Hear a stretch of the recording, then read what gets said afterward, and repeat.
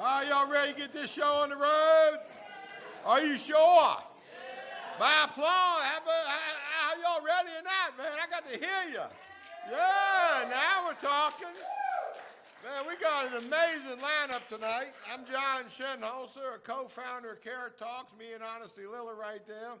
We love doing these events. We know it brings exceptional value to the recovering community. And for those that are here tonight and never been to one, you're in for a real treat, because I happen to know most of the speakers tonight, and you're going to walk up out here and go, wow, man, you mean recovery can be like that for me? And I'm going to say, hell yeah, it can be like that for you, and it's going to be like that for you. So pay close attention to these folks. I couldn't be more excited about what we got going on. In case you haven't noticed, we got refreshments out in the hallway, restrooms down on the end. We usually run 4 speakers. We take a quick break, quick cigarette break. I know how you guys are. And we come back in and we do the second half. I get the privilege of introducing the speakers on the first half, who I personally have relationships with and have met along the way, some more and better than others. But first up, we have a young man I recently ran across. I got to hear him talk at a meeting. I don't know how I ran across this guy, but he did so good. I said, man, you got to come speak to my jail. They're going to like you in jail. They liked him so much, they let him out that night. I thought that was a big hit. But he's a highly motivated individual. He's got a heart for recovery like a lion does for hunting deer, you know what I mean? And he's on a mission. He not only stopped using drugs, lost that desire to use drugs, but he found a new way to live, which is an amazing thing. That's what we want when we roll up in here. So without taking up too much of Brandon's time, how about a warm welcome for Brandon Ivey? Come on up, Brandon.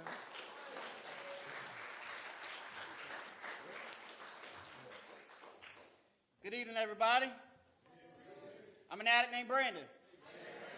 So real quick, John said 8 minutes. Okay, she said, I'm used to 45 minutes to an hour. But let me tell you something. Wrong place, right time, amen? Guys, let me tell you something. Addiction is the devil. You comprehend what that means? Everybody seen The Water Boy? Mama say, everything's the devil. The girl's the devil. Addiction is the devil. Addiction will cause you to lose everything and not get it back. Them slow country songs, I use this in the jail. Slow country songs, what happens? You lose everything. You lose your dog, your house, your cat, everybody, your mom and daddy, everybody die, the river run dry. You play that song back, what happens? You get everything back. That's what I'm talking about. That's what I'm talking about. That's recovery. Let me tell y'all one thing. I'm supposed to talk about addiction solution, but let me tell you my solution to addiction. My solution to addiction is God. Without God, I could not be present today. Some of y'all, that might not be your pathway. If you need to learn about a pathway, come see me, because I'll tell you about my God. I'm not ashamed of it. Let me tell you something. Just real quick. I lost everything. I grew up in a great family with money and lost everything. Stole from my family, stole from my friends, and ended up flat on my back after a 3rd DUI in Western Tidewater Regional Jail. Jail ain't for me. I look too good, understand? Amen? I had to get up out of there. I came to recovery. I came to Richmond. God won't work it quite yet, but see, addiction masked my God. So let me tell you about recovery. See, you got to recover on the inside so that recovery can be shown on the outside. Okay? You can't think one thing and do the next and expect to grow. You will not grow. You will fail once again. But let me tell you what happened. When Jesus Christ died on the cross for our sins, we were forgiven at that moment. Ask for forgiveness. Your sins will be forgiven. Amen? Guys, let me tell you something. Drugs, heroin, dope, fentanyl, alcohol, let it go. I'm living proof. I am living proof. It will kill every dream you ever had. Every dream you ever had. I want to be just like my daddy and work in the paper mill. God had another decision. I'm up here. Stop. God gave me the ability to be up here and speak to you. If God can take an old white redneck sinner like me and put him in a pulpit in front of you, God is almighty. The devil is alive, but the devil is a lie. And we need to understand that. And he will work through each and every crevice that we give him. Understand? If you're going around them same people, places, and things that you've been hanging around for 15, 10 years from now, don't expect a different result, because it's going to be the same thing. You're going to get the same results. If you don't get out the problem, you ain't getting in the solution. Let me tell you something. God ain't in the problem. God's in your solution. So your solution is God. Your solution is your recovery time. Let me tell you the difference. There's a difference between recovery time and clean time. Clean time is a number in the story. Your recovery time is how you learn, how you grow, how you gain strength, and how you will never to be able to turn your back on it again. What we need to do is stop making a change and stop making it now, because it ain't getting no better. You want to know why our community's messed up? It's because of us. It ain't the Senate. It ain't Joe Biden. It ain't Donald Trump. It's us. Amen? We bringing the despair on everybody. I went to Chesterfield County Jail on Tuesday. You know how many returning people I saw in that jail? 8. They done came out, relapsed, messed up, they right back in jail. How many of y'all got kids at home? You need to be with your kids. They deserve a mom and daddy. Get in the solution, people. Get out the problem and get in the solution. That's what God wants for each and every one of us. How many more minutes I got?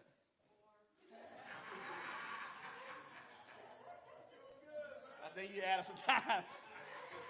I can keep going all day.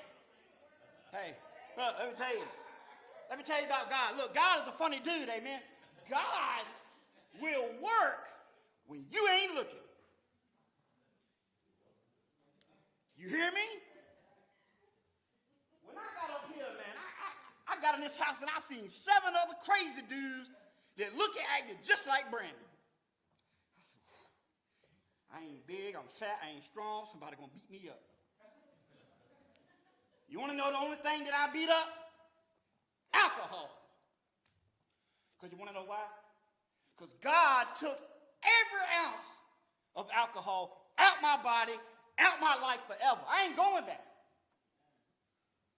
And it's only by the grace and mercy of God that I do not return. Let me tell you something, people. It's time that we end the negative stigma of addiction. Because let me tell you one thing.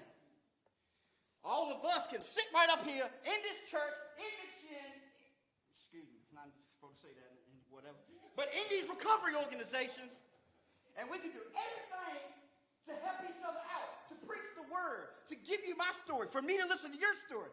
But if you don't do nothing about it when you walk out them doors, you should have stayed outside. Because you wasted God's time, my time, and your time. Because there's somebody that's out there that would rather be sitting in here than 6 feet under, amen? I carried my best friend's ashes to his grave. Because he overdosed in a house 1.5 miles from here. Does that mean anything to y'all? People overdosing every day. What we doing? We still out there shooting up. We got to make a change. If you run around with these people that smoking crack, get away from the people. If you got to do a U-turn and go around the city so you don't go by the dope dealer house, so you ain't got to see him and get craving, then go the other way. Don't even make that U-turn, go the other way. Okay? Turn away from our failings. Okay? We got to start seeing this. We got to start seeing this. Make a change, people. Make a change. But most of all, find you a higher power that works for you. Find you a higher power that works for you. Give him all you got, and he'll give it all back. Look, guys, I'm done. I ain't got nothing else to say. I done gave you all I got in 8 minutes. I love you. God loves you. Thank you for letting me speak. I'm Brandon. I'm an addict.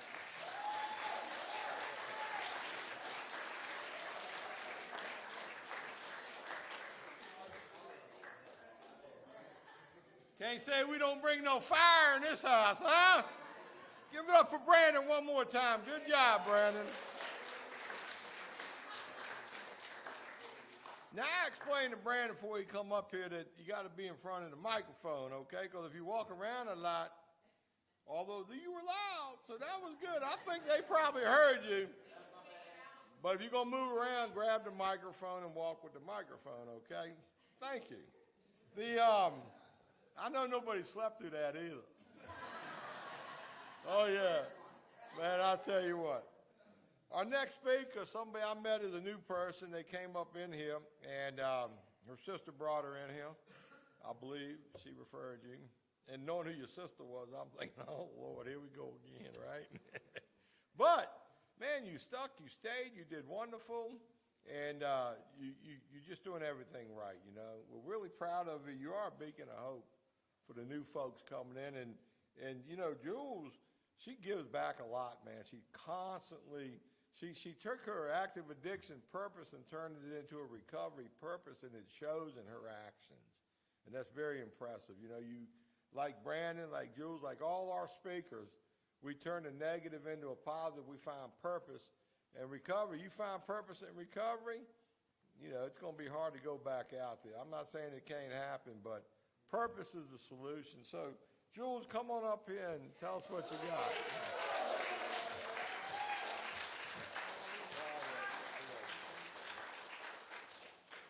How you guys doing? I'm Jules. I'm an addict. I'd like to thank McShin for having this event and letting us be.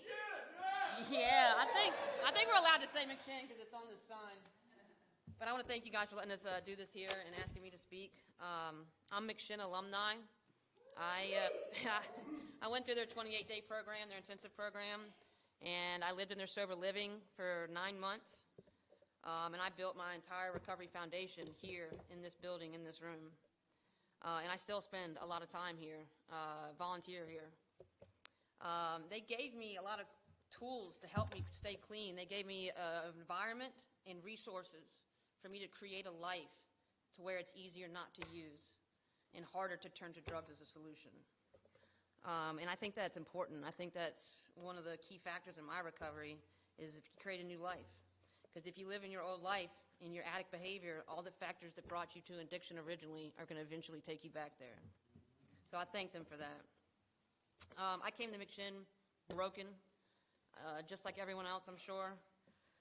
I was completely miserable. I was angry. I was mad. I was sad. I didn't want to be there. And I had only come for my family to appease them at the time. I was going through detox, withdrawal, just suffocating, hurting a lot, suffering horrifically. But I wanted to leave on a daily basis almost every day for the first 3 weeks. And I almost did a lot of those times. But deep down in my heart, I knew that this is where I was supposed to be. I knew that something was happening. I could feel it, that it was going to be different. And I knew that I deserved every pain that I was about to endure from all the havoc that I had wreaked. But I came here with a genuinely terrible disposition and just a negative outlook on life itself. I was in and out of depressive states for 5, 10 years, and the only access I had to temporary joy was the drugs that I was using, and that had been taken out of the equation. So now I was just stuck with the last person that I used with, which was myself. In the first 28 days, I had all the mentality still of an addict, still street mentality. You don't lose those very quickly. I was untrustworthy, manipulation tactics still in place. I was scared beyond measure, but still very terrified to let anybody help me. I was scared of abandonment. But I knew, deep down, I knew I couldn't do it by myself because I had tried before. But like I said, I was still hesitant to let anybody help me. Most of the time in that 28 days, I was just on autopilot. I was just doing the bare minimum, which is basically just showing up. So I did that day after day after day. I didn't speak very much. I didn't share. And most of the time, I just spent beating myself up. I didn't pay attention. I didn't really do anything like the first 3 weeks. But as the time passed, the days turned into weeks. I started to talk. I started to pay attention. I started to share. I started to connect with the girls that were there and bond with them over our shared experience and the goal to what we want. And but that negativity and that hatred that I still had, it was still there. I still generally hated my life and myself. And it seemed like happiness just seemed so far away from me. It seemed almost unobtainable. But I had been going to all these groups and all these meetings and meeting all these addicts that had all this clean time and recovery, and they were happy. They were genuinely happy. And man, I wanted what those people had. Man, I was so jealous. I just wanted a little bit of happiness. I was sick and tired of being sick and tired, and I wanted to be that happy person that everyone wanted to be around. I didn't want to fake it anymore because I wanted it to come naturally just like it's supposed to do. So going to all these meetings and places, I started to ask around when I got up the courage enough to do how these people were obtaining joy, how are they so happy? And all the answers seemed to be adding up to the same thing, and that's gratitude. They all told me that's how they got happiness, was gratitude. So I started doing my research. So how do you get gratitude? Well, you have to practice being grateful. And so how do I be grateful for something? Being grateful for something is looking for the positive of every single situation. Every single situation. So let's say my car breaks down. Well, I'm lucky enough to be able to even have a car and be in the position to be able to fix that car. Let's say my dog eats my shoe. Well, I'm grateful I had more than one pair today. Let's say I get in an argument with my mom. Well, I'm thankful she's even still around for me to even have a conversation with. And you practice gratitude all the time, every day. It's very easy to do. It just has to be taught. You just have to learn how to do it. And over all the time, I could tell that my negative disposition and my generally bad outlook on life was starting to fade. I could tell that. And then over time, I found myself smiling more and being angry less, listening more, arguing less, sharing more and judging less. And then one day, out of nowhere, I just woke up and happiness had just like shown up at my front door. I was happy for no reason. I was just, for no reason at all. I couldn't put a finger on it. And it continued to show up day after day after day because I continued to look for the best day after day after day. I've come to find that the things that you look for, you will find. So are you looking for the negative? Are you focusing on the negative? This person sucks. This RCO is whack. This is stupid. This meeting's stupid. Or are you looking for the positive? This is remarkable. That meeting was lit. This is awesome. What you focus your energy on and the energy that you put out into the world is the energy you get back. So if you're going through life complaining, frustrated, you will receive negative results. But if you go through life with love, hope, and encouragement, you will receive positive results. There are two things that fuel my happiness, which is the solution to my recovery. That's the key to my recovery, is being happy. One of them is gratitude, and the other is my friends. Now, don't get that. It's not the same thing as a network. Because now I have a network, a very big network, but I'm talking about my close circle of friends, the people that I rely on a daily basis. They told me when I first got here to stick with the winners, get in the herd. And they didn't tell me what that meant or who they were talking about, so I had to go find out for myself. And they were just people that I looked up to, man, people I want to be just like, people I wanted what they had. Recovery heroes. Recovery heroes walk around these halls all day, plain clothed, plain sight, saving lives, literally every single day. And that's what I wanted. I wanted to be those people's friends. So I got them, and I hang out with them, like-minded individuals that take recovery as seriously as I do. So you want recovery, you want the solution, try something different. Shift your mindset and get some friends, because that's the solution for me. Thanks for letting me share.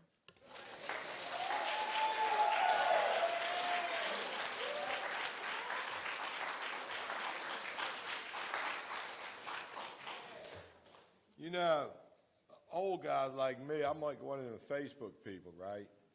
Now, I know you young kids don't use it as much, but I noticed when Jules celebrated, I think it was a year, I don't know, you had a happy occasion, I hit like.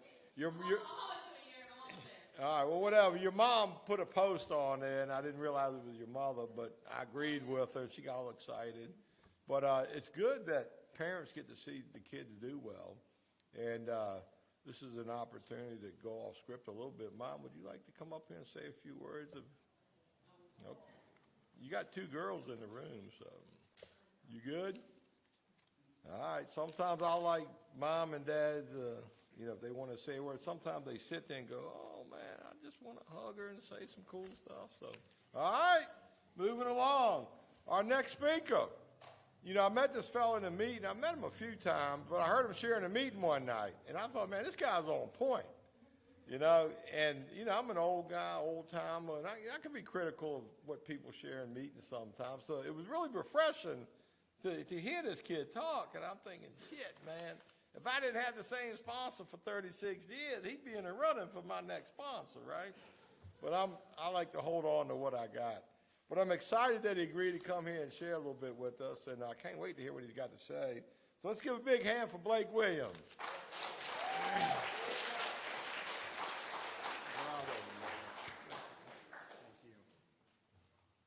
Thanks, John. I appreciate it. My name's Blake. I'm a person in recovery. What that means to me is that I have not found it necessary to use non-prescription drugs or alcohol in 578 days.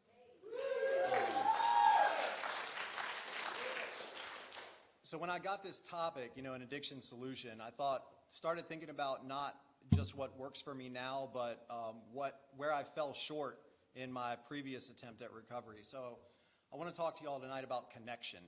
And so when I think of connection, right, like the goal of connection, I think of two things, right, love and a sense of belonging.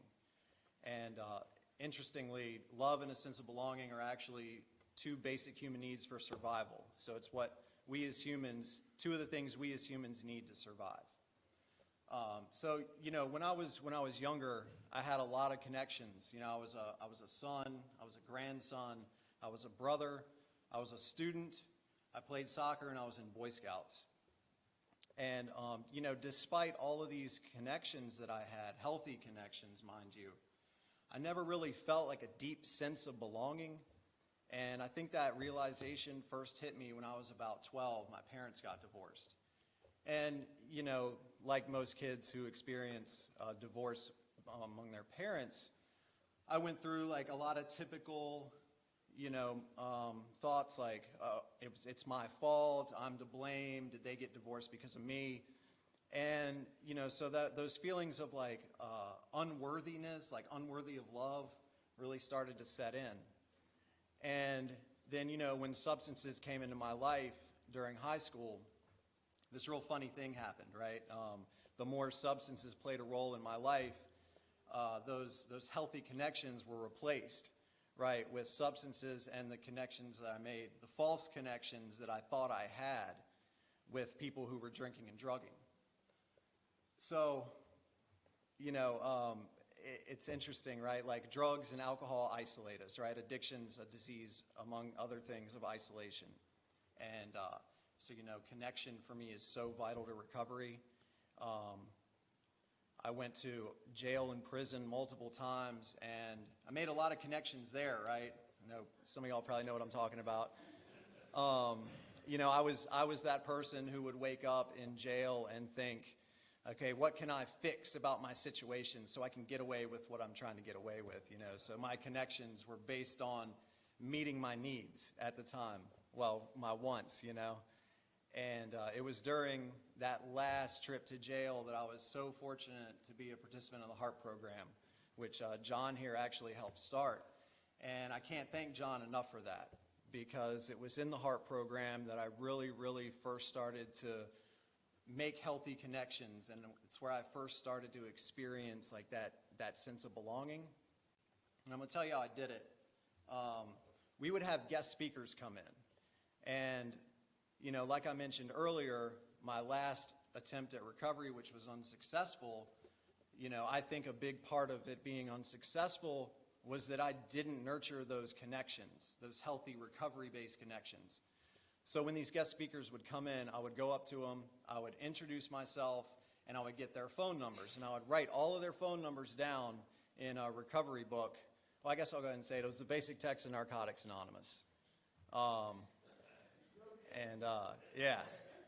And so when I got out, I called every single number on that list without exception. I had 18 numbers in that book, and I called every single one. And some of those people, actually a lot of those people are still, you know, I still have relationships with today. And, you know, that's in 12-step groups, it's called building our network, right? So how do we do that on the outside? Like, what's the solution out here? Well, obviously, this would be a great place to do it. But, you know, recovery-based meetings, regardless of your pathway, you know, there's probably a meeting that you can go to that you know, lines up with your pathway. That's a great place to make connections. And because the fact of the matter is, right, like a lot of connections that we're going to make in early recovery are going to be with other people in recovery. You know, so meetings are a great place to do that. RCOs, right? RCOs have sober living. So in sober living houses, we're living with other people in recovery. So that's another great place to make connections. And another thing a lot of RCOs have are day centers. And, you know, day centers are places people like me, when I was a participant at True Recovery, go to have groups, and, you know, there's a staff there that's their staff at an RCO for a reason, you know, because they're grounded in recovery, like what Jules was saying, you know, get with the winners, right? And it's obviously, it's realistic, right, that we're not going to be able to live in that recovery bubble forever. So at some point, we're going to make connections in society. And another thing that's probably going to happen for most of us is at some point, my hope is that at some point, you know, we have family members, loved ones, and perhaps even old friends come back into our lives that maybe decided that our unhealthy lifestyle, you know, wasn't something they were willing to support anymore. And, you know, the goal, right, one of the goals of making connections is to rekindle some of those old healthy connections that we lost in the past. And, you know, I can tell you I've met a lot of people over the last 19 months and one day that follow a lot of different pathways. And the one thing that I've noticed that every single person, regardless of their pathway, has in common is the connections they make. And, you know, so that's why, like I said, I know for me it's super, super vital that I keep healthy recovery-based connections. And, you know, so to close, I'm going to throw out a quote from the British journalist Johann Hari. The opposite of addiction is not recovery. The opposite of addiction is connection. So thank you all for coming. Thank you all, those of you who are tuning in from Facebook. I really appreciate y'all. And honestly, thank you so much for inviting me. I'm so grateful to have been a part of this. Thanks for letting me share.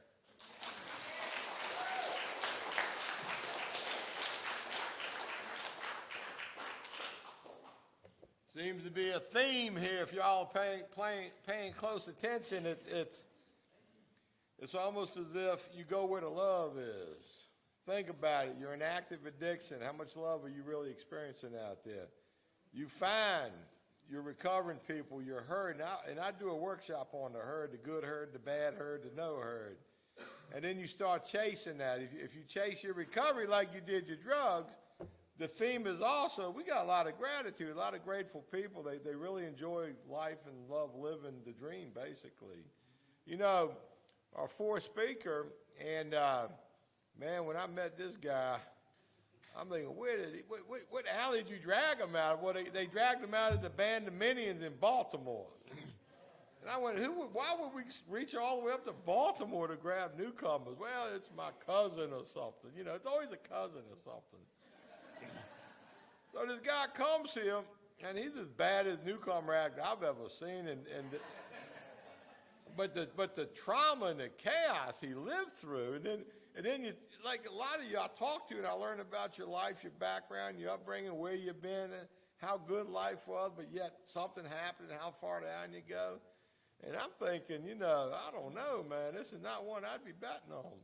But that's a good sign. Because one thing I can say about everybody I've ever met that's new, you just don't know who's going to do well and who's not. But this man, he took to McShin like a duck in water. I mean, he jumped in there at that recovery house. He started following the rules and regulations. He started doing that little extra. He heard that part about service work. If you're new, dream your wildest dreams, okay? And I promise you, through service work, you'll get those dreams. They'll come at you quick and fast, okay? So service work is a big hit here. You know, just do that little extra, and you'll get rewarded. I promise you that. But this man, he did so good. Hell, he's full-time staff around here now. I do believe it. He's telling me what to do now. So, you know he come a long way. So, Colley, come on down and give Colley a big hand.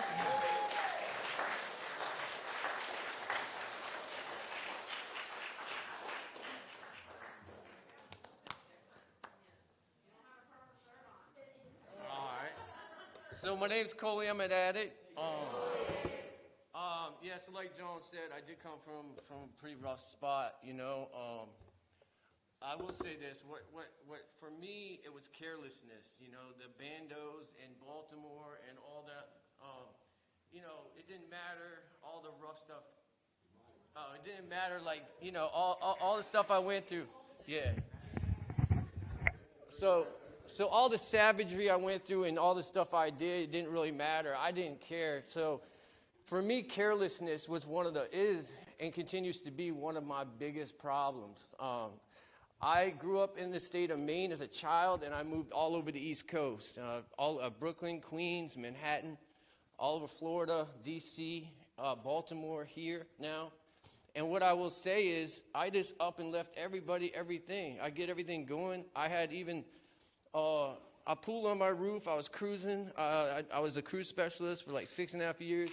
I went all over Bahamas, Caribbean. Everything was great, but carelessness. I just didn't like it one day, but it was all because of drugs. I do the drugs to get a little bit better or whatever I think, but for me, carelessness is and continues to be. I'm a realist, okay? So for me, being a realist and an impulsive person and careless, for being a realist, if we look at the numbers right now, we got 104,000 people, over 100,000 people died out of addiction last year. Opiate overdose. That's like World War II, all United States. You know, the numbers are insane. The stakes are pretty high for us, you know. It's either, you know, it's either prison, death. For me, that realness, you know, I've been in recovery this is my 13th time. This time I'm working for RC. I'm trying on the front lines. I look at it as a battle, like I am fighting a war, a silent war, a quiet weapon being these synthetic drugs, the evolution of synthetics. So for me, the first step in the solution was seeing how real this was and then stepping up and doing something about it. Now, what I had to realize was, like, I had to sit still this time, and as far as like my thought process goes and being careless and impulsive thoughts, I couldn't let my highs get too high, my lows get too low. I'll end up taking myself out if I get too high or low. So for me, it was really an internal battle of sticking close to someone else that's walked the walk and learning what they're doing, service work. You know, just basically reinventing myself so that I've never been clean for a long period of time. I don't know nothing about it. I wasn't real serious about it. To me, it was like get your weight up and then go back out. It was about it until now. And now it's life and death. I do have a daughter. So, you know, that was when I came here, my deciding factor to choose life. I mean, ultimately, if we go back out, we're choosing possibly death. I mean, I've seen a lot of death, as you can imagine, and I just want to rip their wings off when I get up there. It's like, how could you go back out? Like, but at the end of the day, it's life or death. We all know this. So for me, it was that deep personal commitment to actually just, no matter what, give myself a chance. I realized my brain This time around, I realized our brains we have brain damage, and it takes about 18 months for our brains to roughly heal, they say. So I said, why not give myself 18 months? I'm going to give myself 18 months, and then the weed, or whatever, if I want to smoke weed, what I want to do, all this stuff everybody throwing at us, the maintenance, all that, I'm going to figure out who the real me is first. And then if I decide at that point in time, I'm 20 months clean now as of yesterday, but I will say this. Thank you. I will never, I don't think I like, there's no way I'm going to go to that stuff now, but I've never gotten off maintenance. Now it's like, what's the point? Free yourself, man. Free yourself. And you got, like, almost have to be willing to die because it's scary when it's all you know. But I feel like if history is to look back at us, at the evolution of synthetic drugs, it's literally almost like we're under attack. And I'm not going to be a chump out there on the street and take myself out. That's how I look at it. Like, if I go out and do all that, that's someone trying to kill me and I'm allow them to do it. That's just not me. So I just ask you, with all these speakers today, you don't have to walk out of here the same you did, same you came in. You can walk out of here, it's completely different. People in jail, they can walk out of jail and be completely different. But for me, it was that. It's the realness of where we are right now, and making that commitment to myself and latching on to somebody that is in a position that's really doing this thing, you know, that's really beating this, someone that has no ulterior motives, maybe keeps their word. The gym, health, I eat better, I take care of I watch what I put in my body. The solution is, like, you know, physical, workout, you know, being around. I say, if you tell me your closest 5 people, I'll tell you your future. If you tell me their bank accounts, I'll tell you, I can predict yours. It's just pretty accurate, though. So I think the biggest threat from what I see of people running the intensive program, I ran that for about 7 months, 8 months, went through that program, and I will say this, like, the biggest thing about that is the people you hang out with, staying out our feelings. If you're early in recovery, stay out your feelings. Just try to stay in the here and now. You know, they say the future is anxiety, the past is depression. Some of the stuff I did on the street, if I thought about that, I can't. So I have to stay out my feelings. And noticing when I'm getting in my feelings is really important for me to distract myself. And that impulsiveness about, you know, being mindful of my impulsiveness, having a red flag, how I respond to people, what I'm about to do. I can choose now how I react. And I couldn't do that before as good. 0 to prison, they say, right? Real fast. Or 0 to another drug. 0 to Baltimore. That's game over. I already know. But, you know, some part of me loves the streets. Some part of me loves the craziness about it. I have to understand that now. You know what I'm saying? I have to realize where we're at right now. What history's going to say about us. We are, like, drugs aren't like they used to be. There's no experimenting anymore. Little kids that smoke a joint, they're dead now at a party. I mean, it's whack. It's whack. And I know that, and I'm going to do whatever I can to stay clean and help as many people as I can and take them with me, and I encourage you to do the same. Thanks for letting me speak.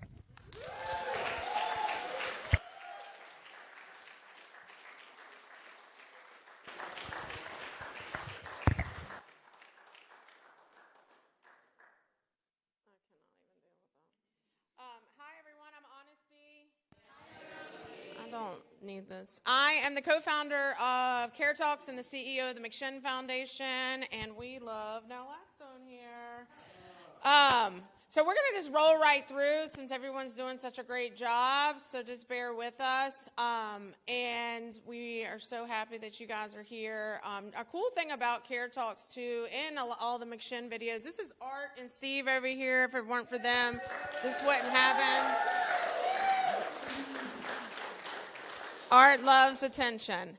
But all of our videos go into 76 jails across the United States. So we've done a really good job doing that. So just so you know, we're helping so many more people, not just here in this room, but actually it's like 100,000 a month that views of our videos throughout these jails. So a lot of people are getting help from y'all's messages.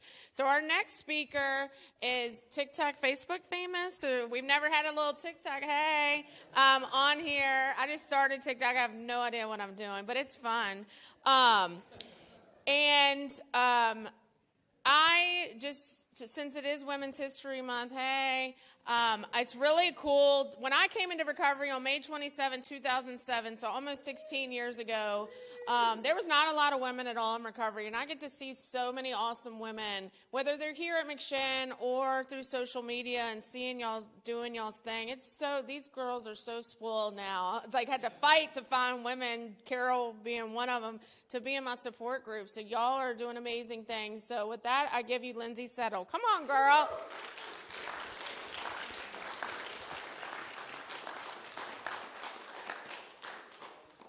You want to hold? You're good. Just So you did a sneak attack. That was unprofessional. John, did you do that? All right. So I'm actually a product of McShin. I sat in these same seats 3.5 years ago. I remember when you told me I wasn't going to make it. I was a hot mess when I came in here. Y'all remember? 2 ankle monitors. Fighting all the men. I was not having it. It was a horrible situation. I eventually got kicked out, but yeah, I mean, I'm not gonna lie. Like I came from DC, where the streets ran people's lives. I carried guns, I was fighting, and all sorts of nonsense. But when I got bonded out to the program, the lawyer asked me, he said, "Do you want help?" And I said, yes, I want help. I just wanted out. So I got out and I came here, and I struggled with accepting the program. How many people isolated when they use drugs? Everybody, right? So, like Blake said, the opposite of isolation is connection. Anybody heard about that rat park experiment? Yes.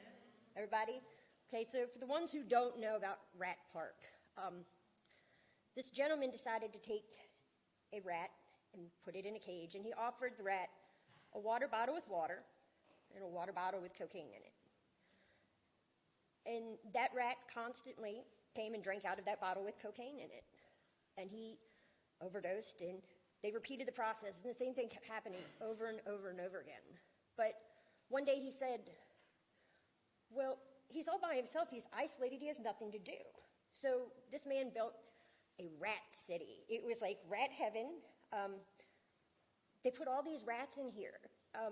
Toys, tunnels, cheese, whatever, make them happy. But they put the same water bottle in there with the same regular water and the one with the cocaine in it. But these rats in this community never drank out of that bottle with the cocaine in it. That's because they had a connection and a bond with each other, and they weren't isolated. Yes, I forgot, because he talked about rats having rat relations with each other. They were having a good old time, guys. Anyway, they didn't drink out of this bottle. They didn't overdose. They just kept it moving, and they had a good time. I knew you were going to give me. Look, I got people watching me who are going to yell at me. This man right here with this phone, I'm going to get yelled at. But, we as humans, we need that bond, that human connection. And without that human connection, we look for something that we can bond with. And for most of us, that bond is drugs. We want so badly to be a part of something, and whether it be from trauma or just anything, we just look for something that makes us comfortable and happy. And I know I found that in drugs, and that was probably my ultimate demise. I still struggle with connection. I have a huge network of amazing people, and I could reach out to anybody, but sometimes I forget to utilize them. I have about 6 or 7 people that I have to communicate with, and that's because I work with them. I have no choice. I have one friend who I reach out to every morning, and I know she never answers the message because she's busy, she's a mom, but I say, here's your morning text that you're never going to respond to.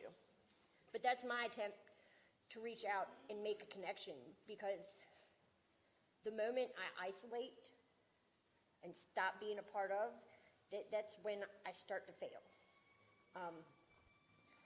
You know, society has a way of, you know, demonizing addicts.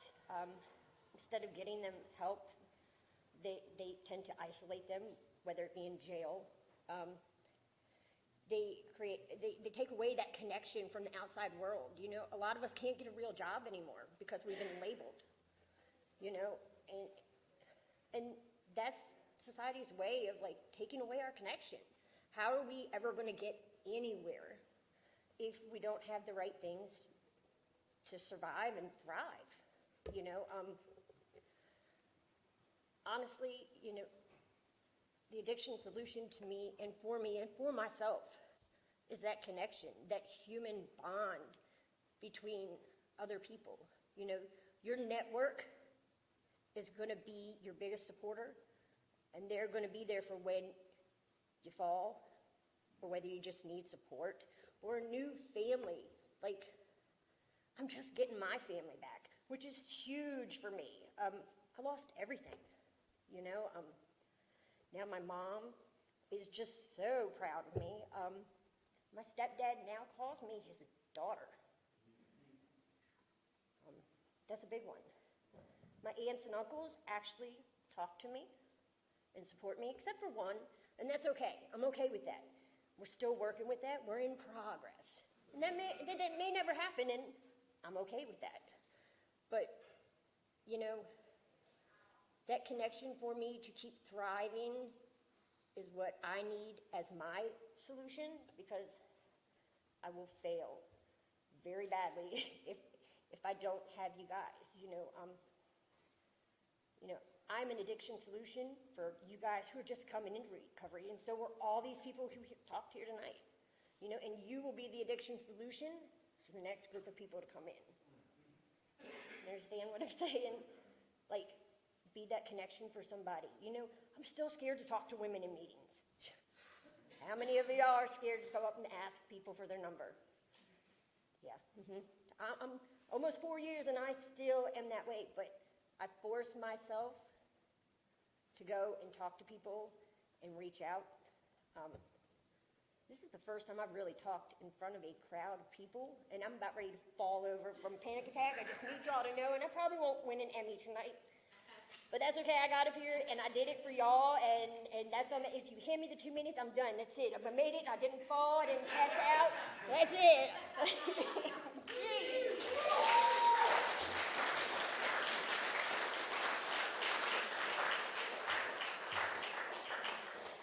She did great. You can get a Golden Globe. All right, our next speaker, we have the opportunity to have her help our women here at McShane, and she got to speak, first time I've ever heard her speak was at our Black History Month celebration, and I was like, Monique, what's Tiffany's phone number? I said, I want to get her to speak at the next Care Talks because it was very empowering, and I love seeing that stuff around here. Like, this is the super coolest place in the universe to work, and I don't even call it work. I get to come to my second home every day, and I get to see you and thank you for helping our women here at the McShane Foundation. With that, I give you Tiffany Edwards.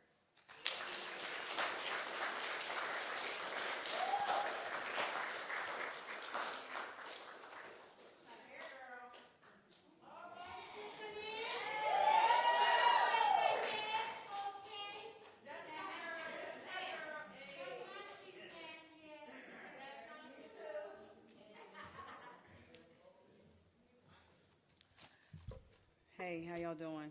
Y'all know, oh, I'm so nervous. Honestly, said 8 minutes. She said 8 minutes, and I'm gonna try to get there. Let me take this off. So, addiction solutions. I kind of looked at it from a different standpoint, so I'm gonna have two pieces, right? So I've been listening to other people's stories and their experiences and their take on addiction solution, and so I had to kind of sit in the back and come up with something different, right? So, my addiction solution. I'm gonna tell you a little bit about myself. I kind of touch on things when I talk to some of the ladies, but I'm gonna share about my journey and my experience with my addiction. I am a woman in long-term recovery. I have been free from addiction since 2008.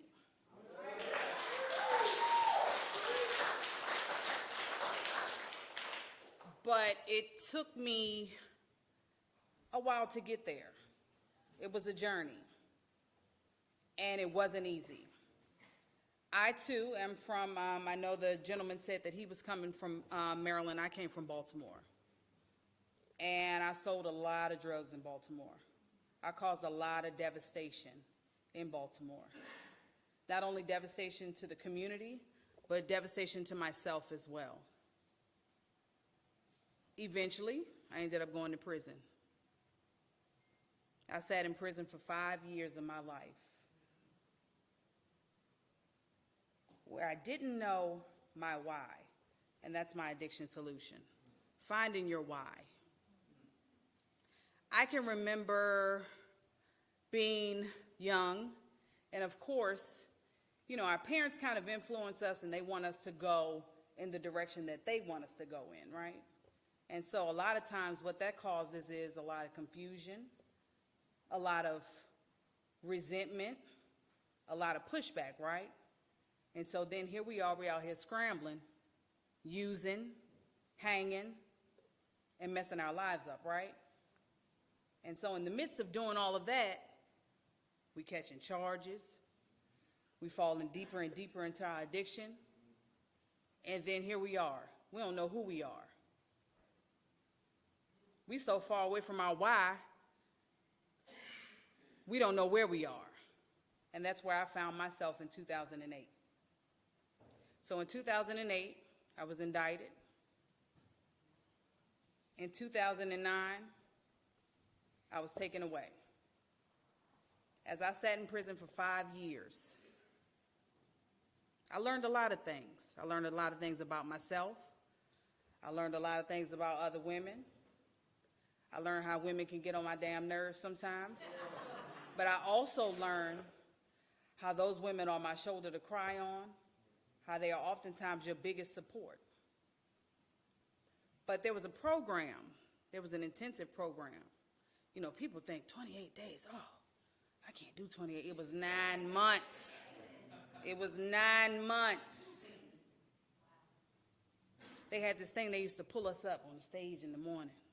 I'm telling you, I got pulled up probably every day for months until they put my ass out. And I had to sit over in the other building and think about my why. And so 3 months later, they let me come back in, and I knew I had to get my stuff together. So not only could I get my little time off that they was going to give me, but I had to prepare myself for going home, right? So I did the program. In fact, I started to work my way up in the program. They had like individuals like who were more like leaders in the program, and I was actually able to get to a place where I became a leader in the program. I learned this time. I absorbed information this time. I grew. I started to find my why. But in the process of being in the program, I also found my spirituality. And when I came home, I said, okay, not only did the program give me direction, but my spirituality gave me some direction as well. And so I said, okay, the same way I pulled out from the community is now I'm going to have to put back in. And so I tell every woman that I encounter when I meet, that's part of my introduction. I pulled out, and now sitting here with y'all, I'm putting back in. It increases my soul. It keeps me clean. It keeps me on my recovery journey to see how I'm putting back in, how I'm building, pouring into each woman that I sit down and have a conversation with, how I'm pouring into each group, each family that I sit down and I have conversations with. So finding your why is a big part of your recovery journey. It will help you to stay strong. It will help you to stay focused. It will give you a purpose. Now, the other thing that I wanted to touch on, I looked at it more from a healthcare standpoint at first. Like, okay, addiction solutions. A big concern of mine has always been access to care. And I looked at it more from a minority standpoint at first. But then I had to think about all the women that I sit and I have conversations with, and they say to me, you know, I want to stay here and I want to really get myself together, but they got children at home. And it sounds good to be able to stay here in this community, but a lot of times those places at home, they don't have nothing to turn to. Another addiction solution, access to care. I just pray, and I know I had a conversation with Christina, and she was saying that there's going to be something for women, pregnant women, coming into fruition. And like Honesty said, when she started, there weren't many women on the journey. But here we are now. But a lot of women still have to turn away from the journey because they got babies at home.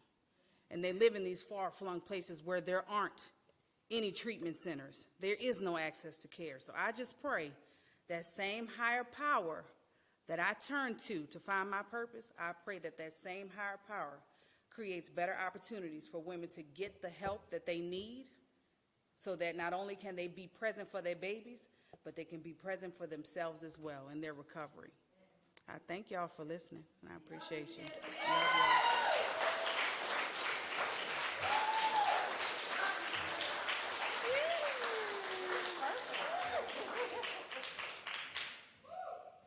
Yeah, so we did just make a big announcement. We are opening a pregnant and parenting women's recovery home on April 24th here at the McShin Foundation.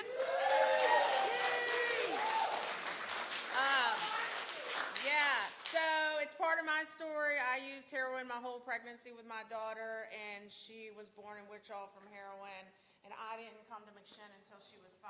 So McShin saved my life, gave me the family that I am today. I've been wanting to do this for like 5 years, and no one else is doing it. So we're going to be the pioneers in this area and do it, and I am beyond excited. And it's going to be 4 beds, but we got to start somewhere to hopefully build a mecca of not just mothers, but I want to do a father's house eventually as well, because dads, are single as well, and it's part of our COO story. And with that being said, the next speaker is going to be doing mommy and me yoga and everything with our moms and their children, and prenatal yoga, hopefully once we get there. She is a huge asset to the female program at Brenna House, and I'm probably going to mess up your name. She has a super sweet hat on. Shannon Somogyi?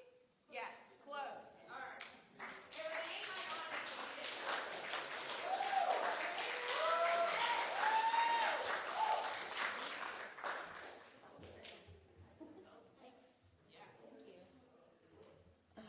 Hey, everybody. Y'all didn't recognize me, did you? I don't ever dress like this, so they were probably like, who the hell is that? You look great. Thank you. I'm only dressed like this because I have a date, so anyway. It's with my husband. Don't get excited. Anyway. So I got involved with McShin last year, so I started volunteering my yoga therapy services as a way to give back to the community.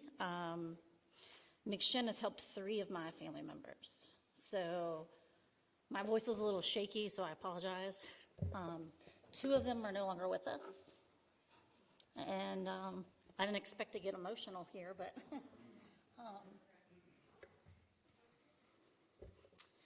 so I wanted to give back. 2 were my nieces, and Dixie, some of you may know. She went through the program and is doing amazing, and stayed on and worked with McShin for quite a while.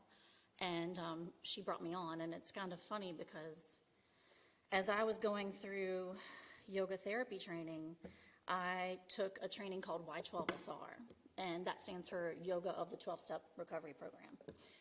Some of you may have heard of it. And I didn't intend on going that. I actually intended on going to a prenatal yoga teacher training, and something happened, and higher powers put you where you're supposed to be. So I ended up going. I was like, well, this one's in Richmond, and I don't have to drive to Atlanta to go to this other one, so why not? So I went, and I was like, not knowing like why I was there. I was like, so like Tiffany was saying, like your why.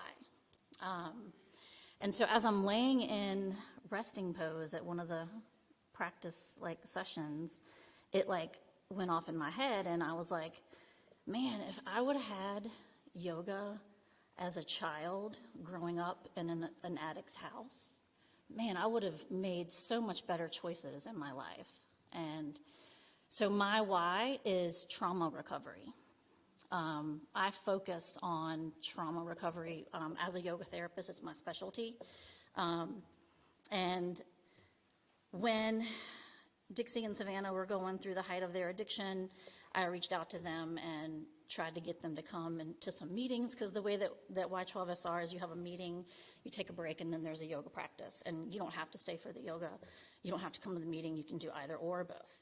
And they never would. And I had to distance myself from them for some time because I had a son, and I knew that growing up around that, I didn't want him around it because it really affected me. So a lot of people have talked about, having children around addiction, and that is one of the tenets of childhood trauma. So when I talk about an addiction solution and trauma being that, it's not only educating yourself on what childhood trauma is. Like a lot of times people hear the word trauma and they just think about veterans. But now we know that trauma is so much more than that, and it affects people on into their adulthood, and addiction is just one of those ways. So when children are affected by trauma, and again, addiction's one of them, it changes their neurodevelopment in their brain. So when a child is traumatized, their brain is messed up, like literally, they have brain damage. So those people that keep doing those like same patterns, like I explain it like if you're at a beach and you keep drawing a circle in the sand, what happens? It just gets deeper, right? And there's no way out. But like one of the things that yoga helps to do is to create new neural pathways in the brain.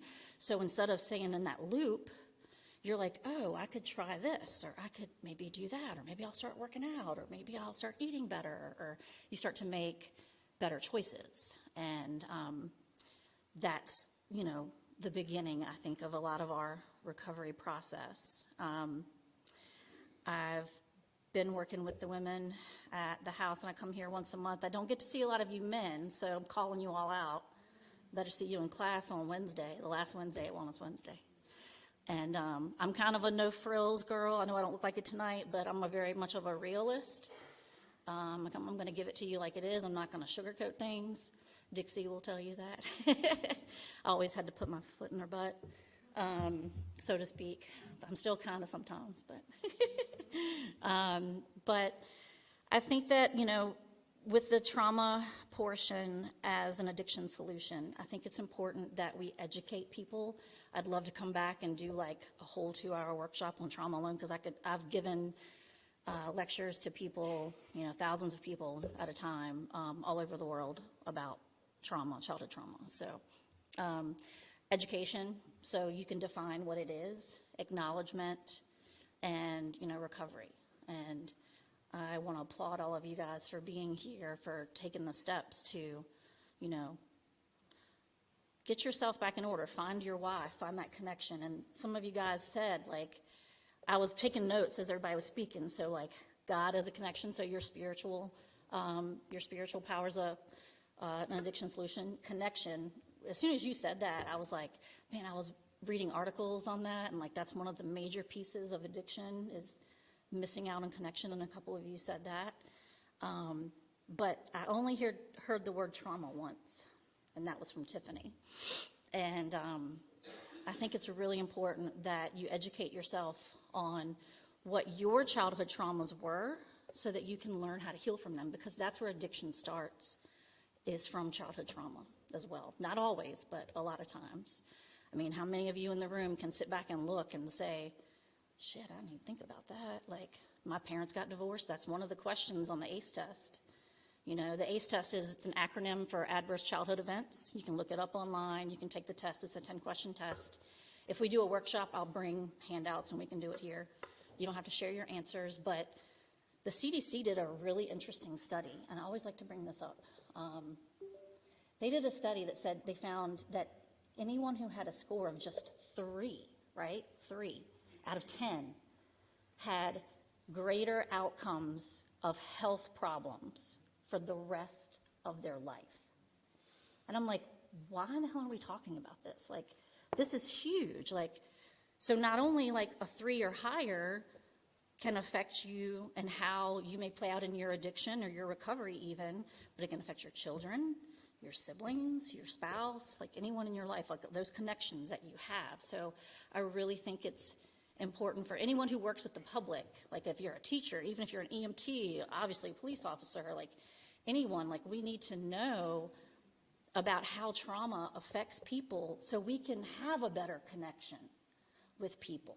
Like if we know that this person was incarcerated and this happened and that will let us know, you know, then they're dealing with a different set of skill sets or lack thereof. And so that's really one thing that I just want to bring to the forefront is that trauma piece. And if you've got time and you're able to access some books and access to care, like Tiffany said, I think that's a huge one too. So I commend her for saying that. Accessing, finding out like what are the steps there in that piece to help you. And we do that in our yoga classes every Tuesday that I work with the women. They're doing great. And I'm here on the Wellness Wednesdays every Wednesday right here teaching yoga.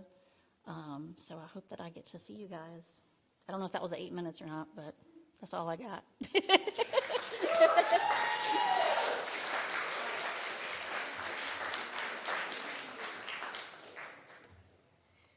All right, last but certainly not least, where's his beard at? Is he in here? Oh, there you are. I've been here forever, like 100 years. I don't know, 16 years almost. So I get to see so many people come through our housing, and McShinn's really big on hiring our alumni. So it's really awesome to see people not only grow in our program or our sober living, but also they get to be teammates with me. So it's really cool in that experience. So this fella is funny too. So I don't know if he's going to give you any of his charm and funniness tonight. But with that, I give you Chris Shaffer.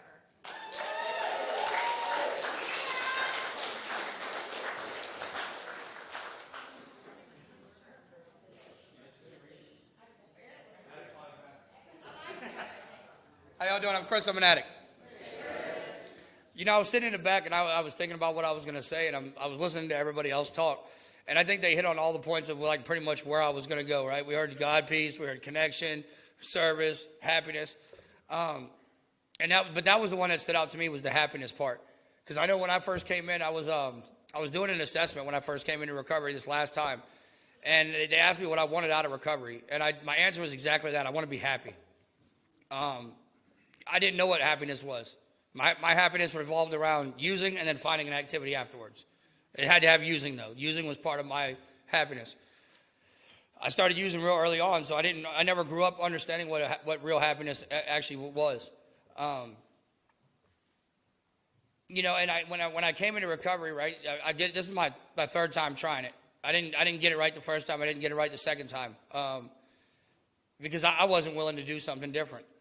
And there, there was there's a story that goes where I'd come out of the hospital and I was on the run. I was ready to run to Pennsylvania, and I made a phone call to somebody, and they said, "Man, come back to where the love is."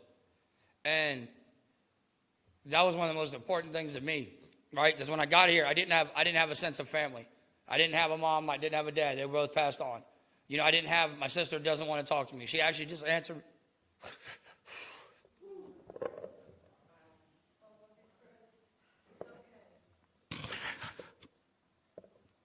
She actually answered me for the first time today.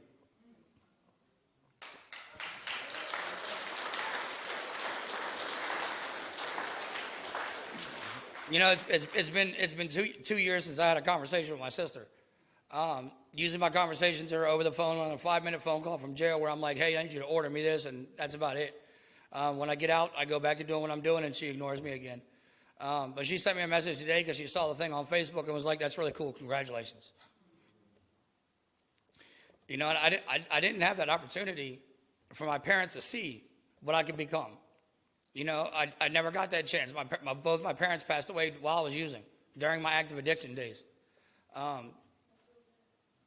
But the thing is that I've learned, and somebody asked me this question earlier, it was actually a guy in the park I just randomly started having a conversation with, and he asked me, what is the definition of family? And I couldn't answer him, because my definition was blood family. And then as I've been thinking about it all day, I realized that I've got a family today. They may not be my relatives, they may not, related as far as blood, but I have a family today. I have people that when I call will help me out. When I'm doing wrong, they'll call me out. Those things are important to me, because I didn't get here on my own. This is not a one-person process. Like, if I could have done that, I would have never come to recovery. I would have figured it out on my own. Y'all would have never met me, and I think that's the thing for me. Like, really, one of the biggest key points of the solution, right, is like remaining, like being open to being taught something by anybody, because I don't know where I'm going to learn something from that day. I don't know if I'm going to have a conversation with somebody at the gas station that's going to end up, changing my perspective. I do this thing every morning with one of my friends where we ask questions that just kind of challenge our thought process, regardless of whether it changes it. It just challenges it, and it's just to institute a thought, something different than what I think about every day. Whether it changes my mind or whether it doesn't, I begin the day by thinking about something different every day. I remember I was having a conversation at one time with somebody in this building, and we were telling war stories, and I remember the person asked me a question. He's like, "What did you want to be when you were 5?" And I said I wanted to be an EMT, because my mom was a nurse, my dad was a mechanic. Like, I wanted to help people. That's all I knew I wanted to do. I didn't know how to do it, right? And my record does not allow me to do that anymore. I cannot obtain a license to do that kind of stuff.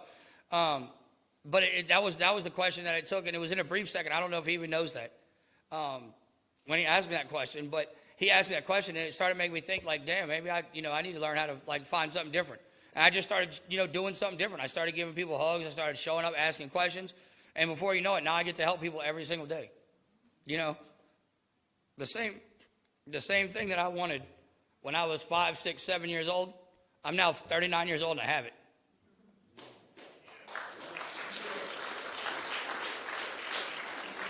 And that's not something I could have done on my own, right? Because like I said, if I could have done it on my own, I would have done it. I couldn't. I had to come here. I had to get around people, like you said. I had to get around people that were doing things that I want to do. I found people that I saw that are helping people. I saw people that are happy. I saw people that are achieving things that they want to achieve. They're chasing their dreams. And that's the things I wanted. I wanted to be able to do that stuff. I was scared to do it. That's the reality of it. I was scared to do it when I was out there. And that's why I kept using, because if I didn't, it was easy. Using's easy to me. It comes natural. Doing wrong comes natural to me. It's what I've always done my whole life. So, like, when people ask me to do things, speak like these engagements like this, I feel weird, because I feel like it's not normal to me to be wanted for, helping the next person. It's still not normal to me, even with 2 years clean, even with the fact that I do have four sponsees that I talk to every day. I'm helping save lives every day. It still doesn't, it's not real to me that I do this. I think you said about how it's, I don't think about it as work. And I was in the back and I was like, it's just what I get to do for a living. It's not work. It's, I enjoy what I do. I come in here every day. I'm on time every day. I make it a point to be that. I do that every day. You know, but like I stay till when I'm asked to stay. And sometimes, a lot of times I work later. You know, I really do enjoy what I do. Now, there's days where I get frustrated and I'm ready to shut the door, and there's some days where I have to lock my door and I got to turn my music up really loud, and like you can hear it on the first floor, you know, and like I have to. It's what I got to do. Not every day is going to be perfect for me, you know, but I found ways for me to be able to deal with it. I was going through some stuff the other day, and I messaged somebody and I was like, look, I need to get out of the building. I need your car, right? I don't have a license. But I was like, I need your car, and I went for a 30-minute ride in the car because I needed to get out. Like that's the part of it. I can't do this alone. I need to, you know, there's some things that I just can't do, and sometimes I have to get out of my own damn way. And the only way to get out of my own way is to ask for help. When I need help, I got to ask for it, right? I spent so long not asking for help that I didn't get it, right? Because you know, if they say closed mouth don't get fed, right? You know, if I don't ask them a question, I'm not going to get the answer, right? I didn't come here knowing the answers, so now I got to ask them questions, and you know, but I also got to find people that have the answers, right? Not everybody I ask the question to, I'm gonna get the answer that I need. So I got to find somebody who I found is like accomplished what I want to accomplish, and ask them how the hell they did it. You know, like it's pretty. You know, in the program that I work, they say it's a simple program for complicated people. Right, and I will absolutely overcomplicate anything. If it's a walk to the store, I'm like, well, how long do I got to be? How long do I have? Do I have 10 minutes? Do I got 1 minute? You know, like that's why I say 1 minute, because I just got the symbol. You know, but like that, you know, that's the thing is like I will overcomplicate some stuff. So like I need people in my life that can simplify it for me. They can break it back down from my complex, stupid thoughts and break it down to something as simple as don't do it. That's it. Just like, you know, I need people that will do that for me. I can't do that for myself. I didn't learn it by myself. I'm still learning it. Not every day do I practice what I've learned. Some days I have to be told to do it again, you know, and that's the reality of it. I have people around me today that help me become a better version of myself.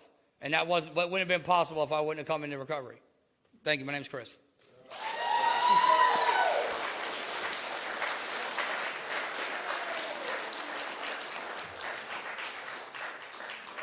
Sweet baby angel. We got to have tissues for next time up here. Well, that concludes our night. Follow us on social media, Care Talks or McShane. I want to thank all of our speakers and our guests and TikTok. Hey, out there as well. So everybody have a safe night.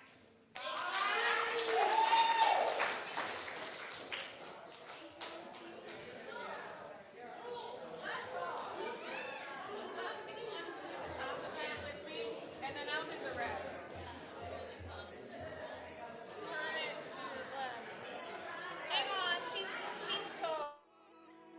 My name is Honesty Liller, and I'm a woman in long-term recovery, and what that means to me is I've been drug and alcohol free since May 27, 2007. I tried every form of treatment for my heroin addiction, and what worked for me is a strong network of recovering people and the McShane Foundation.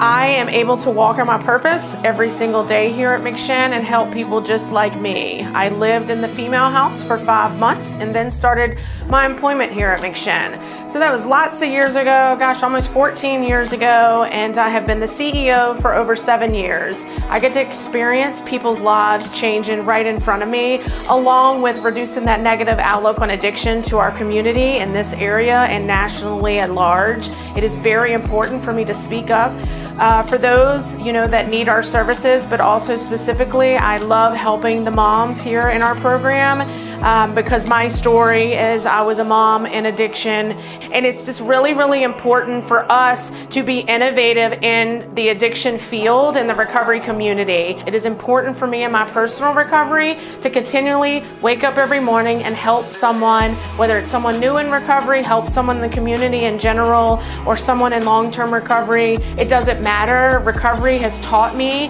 how to be a mom, how to be a wife, how to be a CEO, how to love myself and be a woman leader in this community. So I want to thank you for all of your energy and all of your support of our mission of healing families and saving lives.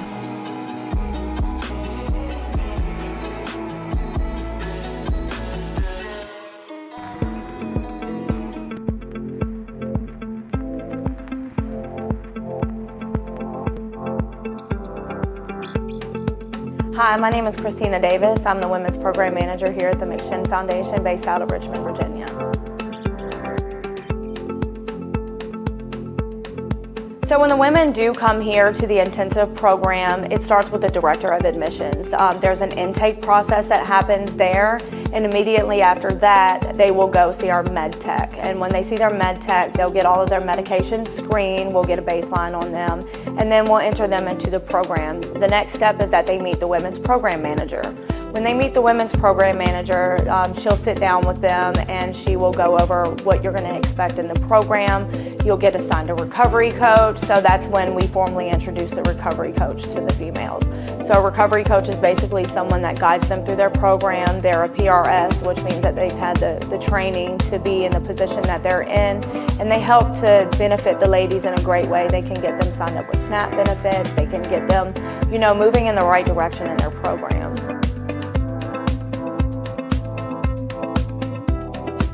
Hi, I'm Joyce Bronson. I am the Director of Admissions with the McShin Foundation. I am the very first point of contact for an individual coming into McShin.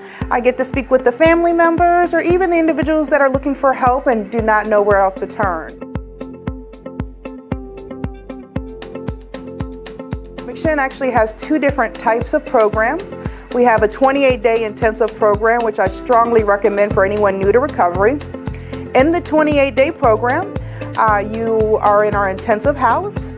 You will be attending 4 groups a day. Usually it starts 2 groups in the morning and then 2 groups in the afternoon after lunch. You'll be attending 2 12-step meetings a day as well. Also, while they're in the 28-day program, you get services such as one-on-one with a certified substance abuse counselor.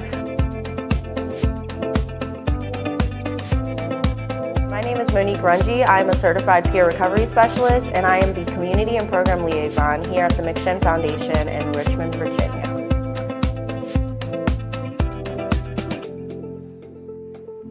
So our women's intensive program house, it's called the Brenna LaFleur House. It's a short drive from Richmond, Virginia, and it's on a beautiful 3-acre property.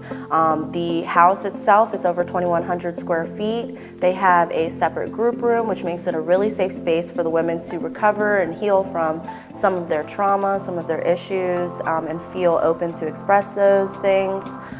They also have a vegetable garden, they've got chickens, so they learn a little bit of responsibilities while they're out there, and they also get to reap the benefits from those.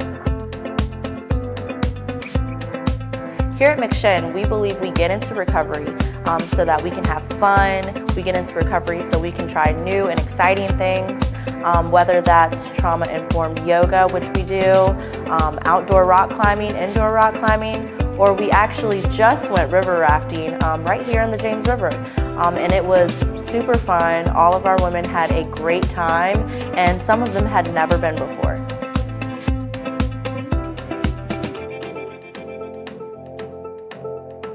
So we do hope that you decide to come here and join the McShin family and help us help you find a new way of life.